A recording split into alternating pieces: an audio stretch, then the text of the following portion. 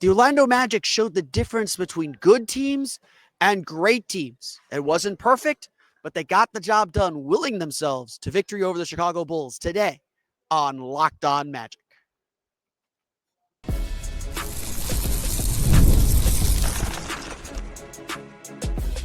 You are Locked On Magic, your daily Orlando Magic podcast, part of the Locked On Podcast Network, your team every day.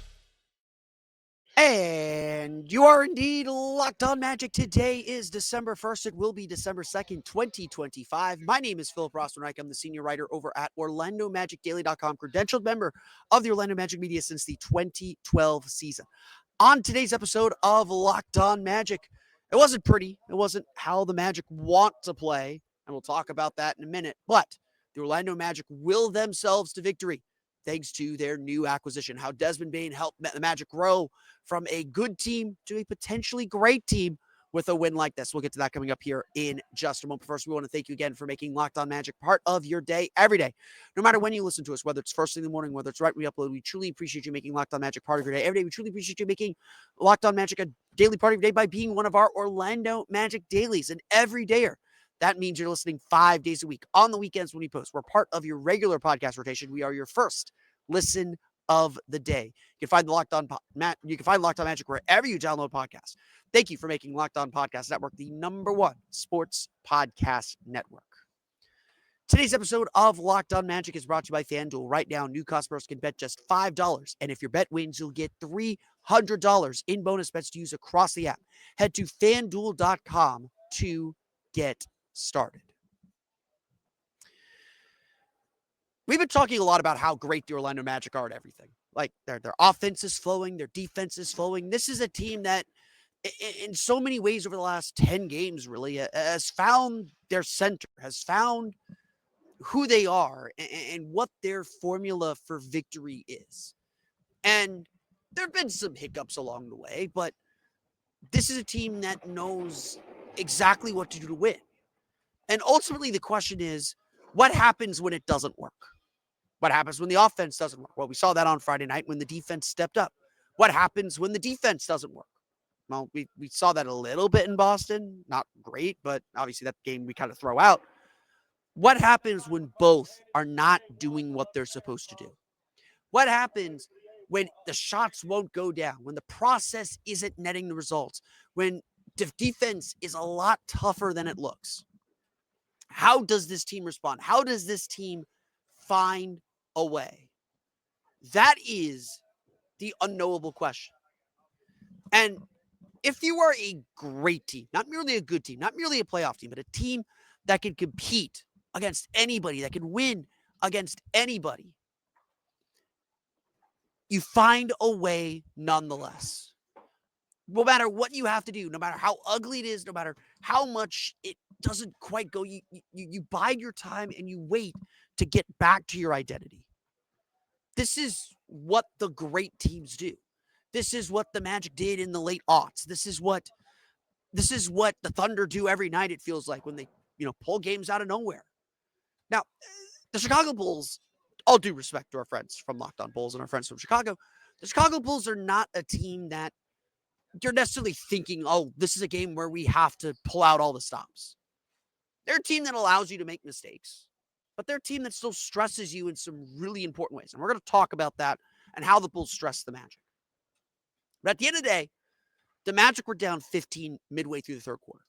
At the end of the day, the Magic went more than 5 minutes of the third quarter without scoring a field goal to fall into that hole. At the end of the day, the Magic found a way to get back into the game. And again, all we're going to care about, all anybody's going to care about is, did you get the win? Could this be the win that gets the Magic the 2 seed, the 3 seed, the 1 seed? Who knows? But every win matters, and it's better to learn lessons while winning than to learn lessons while losing. And how you find your will to win, that's what matters. It doesn't matter how you get it. You know that you will find a pathway to win. And again, this Magic team is frankly good enough that they have multiple ways to win basketball games now. We're not depending on I say this all the time. There's 6 things the Magic have to do to win games. They got to do 5 of them. This team has 10 things they got to do to win games, and against most opponents, they probably got to do 7, maybe 8, but they can get away with just 5 or 6. And you don't want to get in the habit of getting away with 5 or 6. Let me make that clear. Because you have players like Desmond Bane. You have players like Anthony Black.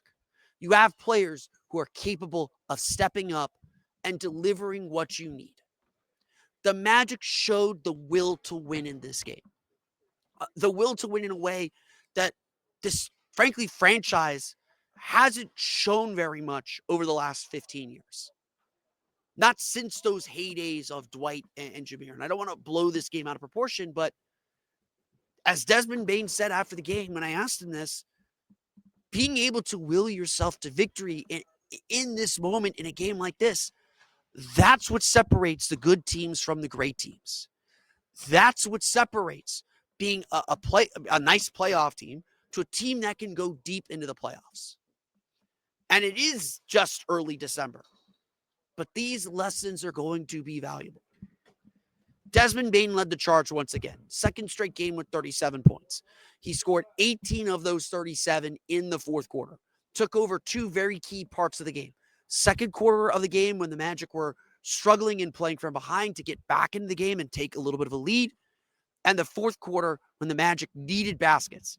His shot with his three-pointer with about 3:20 to go gave the Magic the lead for good and sparked an 8-0 run that made it a 7-point Magic lead. Enough for them to hang on against this fast-paced Bulls team. Enough, more importantly, to give this team confidence to finish, confidence to make shots, to see that ball go through the basket.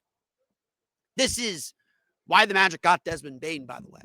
Not necessarily to hit these clutch shots and to be necessarily the leader of this team, but they got Desmond Bane because he can step into this role when they need him to. It is another offensive weapon. It is another player who can take the lead and take charge, especially with Paolo Banchero out right now. This is why Desmond Bane was so valuable. This is why Desmond Bane has been far worth the cost of what the Magic paid him. But look, it obviously wasn't just Des. It obviously wasn't just Desmond Bane. I'm going to give him the headlines because he came through in the clutch, but it was Anthony Black turning the game with some fast break points and seeing the ball go through the basket in that third quarter to cut into that 50-point lead, to tie the game at the end of the third quarter, to break even in the third quarter because it was tied at halftime. It was Goga Bitadze blocking shots. It was, as Jamal Mosley always likes to say, starts with the defense. The Magic came back and got their offense going because their defense started it up, because their defense started the action. That's who this Magic team is. That is as central to the identity as anything else we want to talk about. But it starts with that will. It starts with that determination. It starts with the will to win. And look, Desmond Bane has that. That guy, as Jamal Mosley said after the game, that guy is a winner. He will do whatever it takes to win. If that means he's a spot-up threat and a gravitational force unto himself, even if he's not taking a ton of threes yet, that's what he'll do. If that means he's the main attacker and he has to drive and be a little bit of a decoy and attack to create for others, that's what he'll do. If the Magic need him to be their leading scorer, as he has been for the last 2 games, first player since Tracy McGrady to score 37 points in consecutive games, that's what he'll do. That's what a winning player does. And this is what a winning team finds a way to do. The Magic, again, were not perfect. I want to stress that. The Magic were not perfect. In fact, this was probably a B-C game for Orlando. Their defense was in shambles all game. They got sucked into the pace, which I want to talk about a little bit here in a moment. They let Chicago dictate the terms of engagement until that fourth quarter, until the last 18 minutes of this game. And that's when Orlando seized control, and that's when Orlando played their best basketball, put themselves in the best position to win. At the end of the day, all these lessons are great, and all these things the Magic have to improve. Yes, they got to improve them. They can't rest on their laurels and say, oh, we won. As Jamal Mosley said after the game, you can't just flip a switch. But if you're able to pull these games out of nowhere, if you have players who will step up to the plate, then you're cooking with something. And as we sit here now, 1/4 of the way through the season, game 21, 1/4 of the way through the season, I think we could say the Magic are indeed cooking with something. So what went wrong? Why did the Magic struggle so much with the Chicago Bulls besides the obvious they couldn't hit shots? Why pace is still the big thing for this Magic team. We'll get to that coming up here in just a moment. But first, today's episode of Locked On Magic is brought to you by our friends over at FanDuel. NFL Sundays move fast. One big play, and suddenly everything feels different. That's what makes live betting with FanDuel so exciting. You're not just watching the game, you're reacting to it in real time. With FanDuel, you can place bets as the action unfolds. Every drive, every momentum swing, every highlight moment. Live betting is best when the game starts to shift. A receiver gets hot, a defense tightens up, or the momentum flips after a turnover. FanDuel lets you jump into the moment. Live spreads and money lines adjust instantly. Player props update as guys heat up. You can bet next touchdown scores, drive results, totals, and more. It keeps you locked into every snap, every drive, every possibility. So if you want to be right in the middle of the action this season, visit FanDuel.com and place your NFL live bets all season long. FanDuel, the game moves fast, and so can you.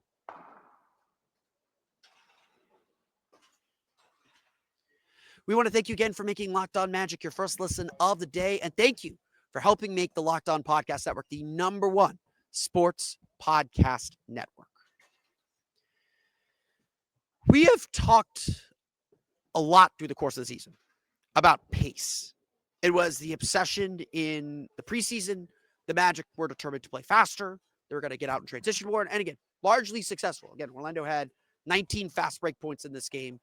7 for 14, probably could have been a lot better in transition, but the Magic turned from one of the worst teams in transition, according to Synergy, into one of the absolute best. So mission accomplished on that front.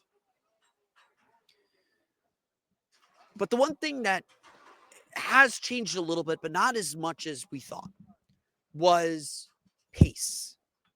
It was the number of possessions per 48 minutes. Orlando has settled back into being around 20th, a little bit worse than 20th, which again, not dispositive. It's that you're not better because you play faster. You're not worse because you play slower. There's no correlation.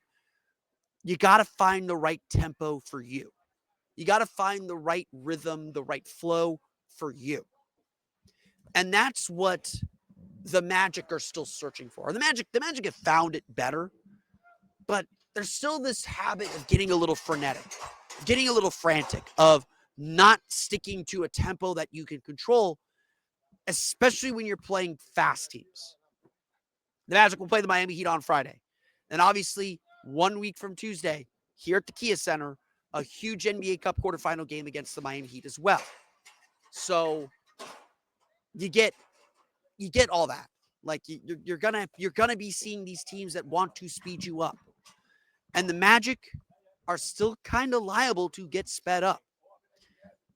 Statistically, the Magic were not as bad as they appear. A 116.8 offensive rating, that's going to play. That's just a little worse than the team's average right now, but that's going to play. A 112.1 defensive rating, that's not great, but it'll play. You'll be able to do stuff with a 112.1 defensive rating. You'll be able to win a lot of games that way, especially if your offense is functional, which, guess what? Despite the poor shooting tonight, the Magic's offense is functional. Again, a lot of that coming in the fourth quarter. Orlando scored 40 points in the fourth quarter. They made 4 of their 9 3-pointers in the fourth quarter. Huge swing stat in this game. But here's the stat that I think really speaks to this game. The game was played at a pace of 107 possessions. 107 possessions in this game. The Bulls are second in the league in pace. Their strategy is simply, we're going to run on everything, take quick shots. One of the reasons the Magic were able to get back into this game is that the Bulls let you back into the game. The Bulls miss a lot of shots. They're not super efficient in transition. They only hit 7 fast break points, which is a credit to the Magic's defense. But they're going to take a lot of shots. They're going to get out and run on everything. They're going to try and catch you napping, and they will take a lot of quick shots. They're trying to run up the possession count. And when you're not used to playing that way, that catches you by surprise a little bit. When you're not used to playing super duper fast, that was a superpower of Chicago last year, it catches you off guard. And Orlando got caught napping a few times on some threes. But this is where the problem is. When the Magic play at a frenetic pace, they make mistakes. The perfect player to give this as an example, this is Jalen Suggs, unfortunately. The game was played at 107 possessions. With Jalen Suggs on the floor, the pace of play was 112.1 possessions per 48 minutes. Let me read you Jalen Suggs' stat line because he did not have a good game. 3 for 13 shooting, 2 for 10 from 3.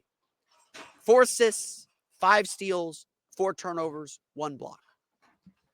That stat line is all chaos.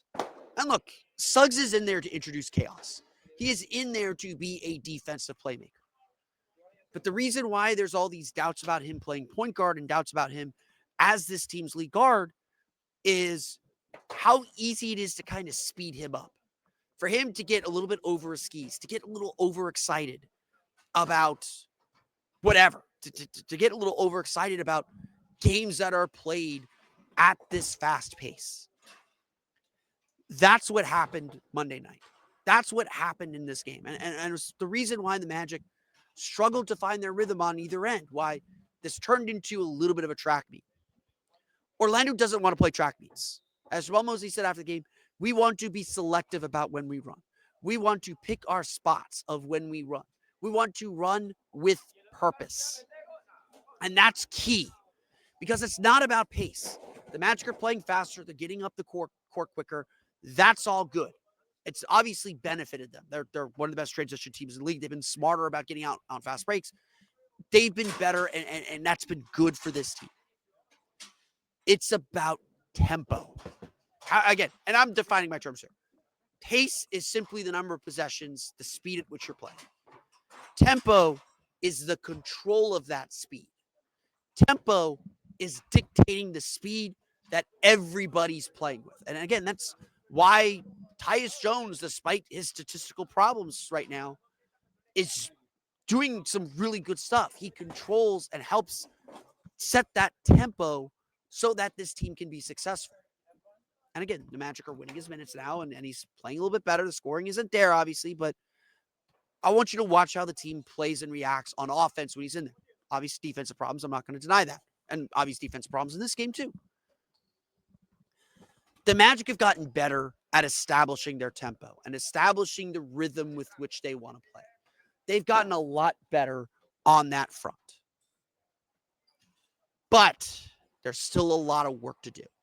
They still get drawn and sucked into these games where they're playing too fast, where they're getting up and down the court without much purpose, where they are kind of losing the plot, taking quick shots, not executing offense.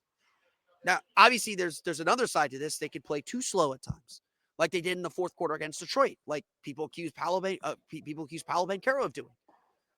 There is a balance that this team is seeking.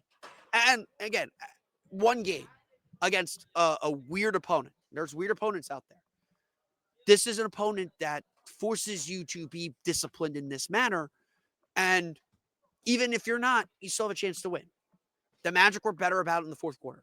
And in the fourth quarter, the Magic were the aggressors. They were controlling the tempo. They were getting stops. That's a big piece of it. They're making shots. That helps with a fast-breaking team, with a high-paced team. Making shots helps slow the other team down a little bit. The Magic were doing the things that they needed to do to score, to get the win, to score points and do all that. That was still the pattern. But this is something to watch. This is something that the Magic will have to be cognizant of. The Magic will have to continue to be better at is controlling the tempo, dictating terms to their opponent to create matchup advantages for them. Because when they play up and down, when they're just going back and forth, like it's like you're watching pickleball or tennis or ping pong or whatever, when they're doing that, they're not special. They're not. When they execute, when they defend, when they use that to create offense, this is certainly an Eastern Conference Finals level team. That's the biggest thing I think we've learned through the first quarter of the season. As we do after every game, let's go through the final box score. We'll talk about individual performances. We'll get to that coming up here in just a moment. But first, today's episode of Locked On Magic is brought to you by our friends over at PrizePicks. The holiday season is one of the best times for sports. You got the bowl games, big basketball matchups like the one we had here tonight, playoff pushes. It's all happening at once.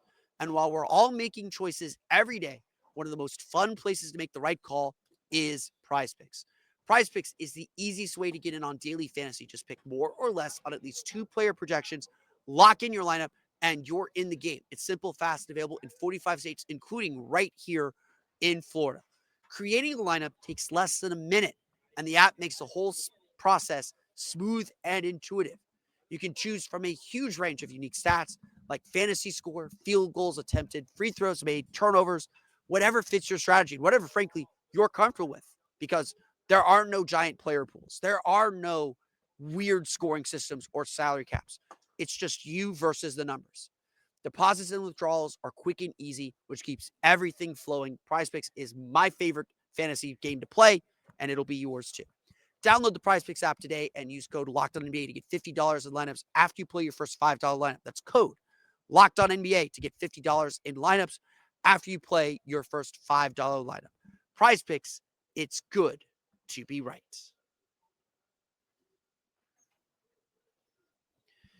All right, let's go through the final box scores. The Orlando Magic defeat the Chicago Bulls 125-120 here at the Kia Center.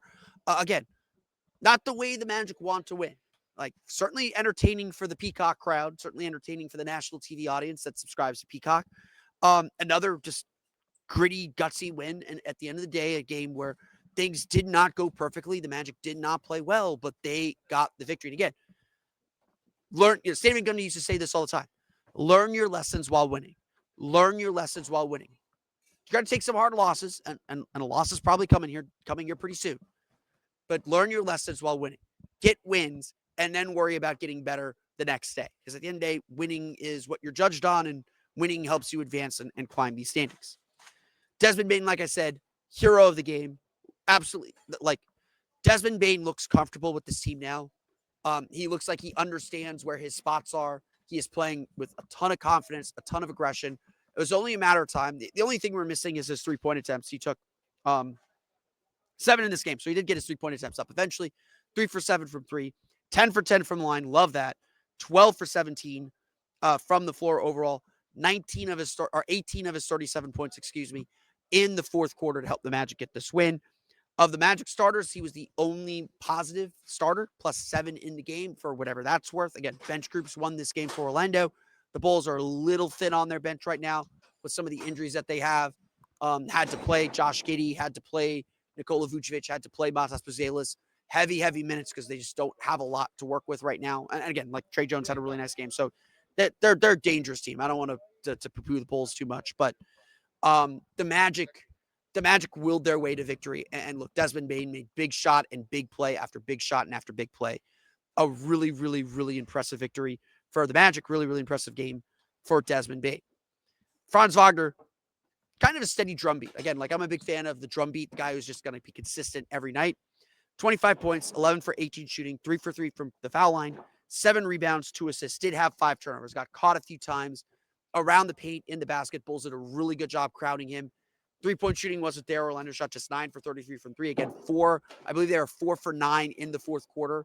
So made the shots when they counted at the end of the game, but Orlando couldn't really trust their 3-point shooting. So a lot of turnovers in the paint. Orlando finished with 18 turnovers for 19 points, but they forced 20 turnovers for 25 points. So the defense did get their licks in. They did force a lot of turnovers.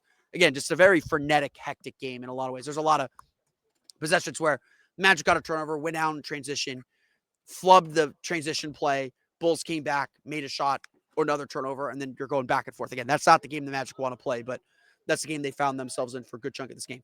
Franz was solid, scored a lot early, scored a lot late. Again, Magic took care of business, so that was solid. Anthony Black continues his really impressive run.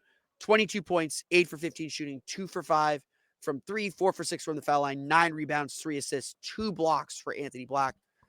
Just flying all over the place. He is so aggressive getting downhill, again, he really started to charge in the third quarter. He really started to help push this team forward and get them over the hump after they fell behind by 15. Really, really solid game. Again, these games are becoming normal for AB, and that's really impressive from him. He has been so good for this team and a huge, huge lift. He's closing games now. I think that's fair. Tristan da Silva's hit a little bit of a wall right now. He's closing games, deserves to. Been solid on defense, been better than expected on offense. It's a really nice game from him. Goga Batadze probably had his best game of the season. 8 points, 5 rebounds, 4 block shots. Huge presence around the basket. That's why Goga's it, because his ability to block shots. Look, Wendell Carter got a block here as well. 17 points, 6 for 8 shooting, 4 for 6 from the foul line, 6 rebounds. Wendell Carter was solid. This isn't a Wendell versus Goga thing, but Goga was flying all over the place. Again, he really struggled at the beginning of the season.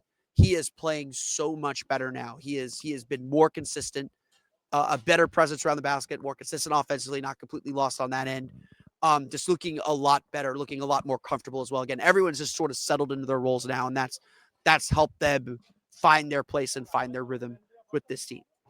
We talked a little about Jalen Suggs. Really rough game for Jalen Suggs. He has these games and probably has them too often, but 10 points, 3 for 13 shooting, 2 for 10 from 3, 4 rebounds, 4 assists, 5 steals, 4 turnovers, 1 block. So just pure chaos line, not making shots, but still making some defensive plays, but turning the ball over. Just Jalen was just in over his skis. Like, no player is probably affected by a fast-paced team quite like Jalen.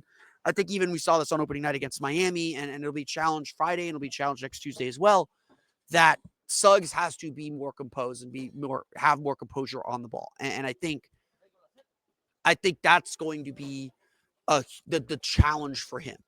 And that's going to be the challenge for the rest of the season. And really what might determine, like, the Magic need a little bit of chaos. They need him to be a little all over the place. But knowing when to pick his spots, he's even said that's something he's working on. Just finding that center, finding that poise, finding that calm, and knowing when to ratchet it up. That continues to be the challenge for Jalen Suggs. Again, today just didn't find the right balance, just a little too excited, too eager.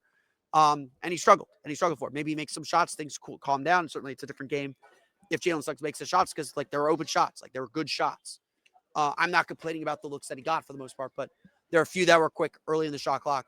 Needed to work the ball around a little bit more, but you'll continue to learn, you'll continue to get better. That is about it. Tyus Jones went scoreless, but plus 13 in his minutes, so we got to give him credit for that. Look, Tyus still struggles a little bit on defense, especially in transition. His brother got him a few times. Defense is a struggle for him. But I thought he did a really good job keeping the ball moving on offense, bringing some calm and poise to the team. Really liked his minutes. Jonathan Isaac played 7-20, most of it in the first half. Thought he played really, really well. Only 1 point, 1 for 4 from the foul line, 2 rebounds and a block, but he was active. Like, he got on Matas Buzelis in one possession, deflected the ball away from him. Ball got back to Buzelis. He tried to reset and go for a shot, and Isaac blocked the shot. 24-second shot clock violation. Just really good stuff from Jonathan Isaac. Like, if Isaac plays like that, he's going to be valuable and contribute in some way. Again, offense still an issue, but we know that at this point. Noah Penda got his minutes in the second half. He had 5 points, 2 for 4 shooting, tied the game with a dunk, 5 rebounds. Love the way that he played. Like, Chicago tested him as a rookie, but Noah's just unafraid of anything. Guys bounce off him. He's a big body. He knows how to use it really well. You could tell the skills aren't quite where they need to be yet to contribute consistently, but he makes the best with what he has. He doesn't play outside of himself for the most part. Really impressive minutes from Noah Penda. Again, it's hard to keep him off the floor because he generally, like, does good things. He brings good energy. He doesn't let mistakes bother him. He keeps fighting. He keeps attacking. And that's really impressive for someone like him who's still fairly new to the game and still kind of finding his way in the NBA. Orlando ends up shooting 51.1% from floor. It did not feel like a good shooting game, especially because they shot 9 for 33 from 3. But Orlando counteracts that, going 26 for 33 from the line. So they get to the foul line. 62 points in the paint. Chicago had 54, but 62 points in the paint. 19 fast break points to Chicago's 7. That's a huge difference in this game. 15 second chance points off 12 offensive rebounds to Chicago's 9 off 10. Huge difference in this game. The Magic converted on these hidden possessions, on these extra possessions, on these extra opportunities. And, like, that's part of why they won. Again, some of it was just timely shot making. Orlando made the shots, got the stops when they needed to. Chicago did not, and the Magic are your victors, 125-120. That's going to do it for me today, though. I want to thank you all again for listening to today's episode of Locked On Magic. Of course, find me on Twitter at PhilipRR_OMD and on Blue Sky at PhilipRR. You can subscribe to the podcast at Apple Podcasts, Stitcher, TuneIn, Himalaya, Google Play, Spotify, Odyssey, and all the my seat on the podcast to your podcast-enabled listening device. You can find us as well on YouTube. Just search for Locked On Magic. We're nearing 5,000 YouTube subscribers, so thank you all for being part of our Locked On Magic community.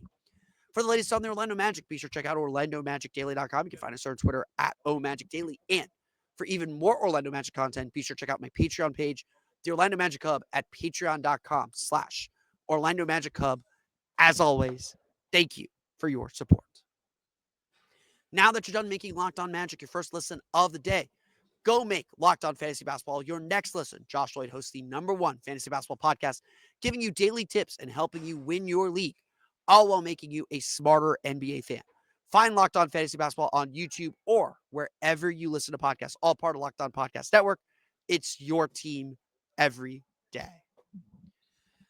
All right, that's going to do it for me today. On our next episode of Locked On Magic, we're going to do some first quarter review. We're going to get to that, I think, later on in the week. But on our next episode of Locked On Magic, we're going to talk about why the Magic are better than their record says and why their bench is the real reason they've hung around here at the start of the season without Paolo Banchero. We'll get to that on tomorrow's episode of Locked On Magic. But until then, for Orlando Magic Daily and Locked On Magic from the Kia Center, this has been Philip Rossman-Reich. We'll see you all again next time for another episode of Locked On Magic.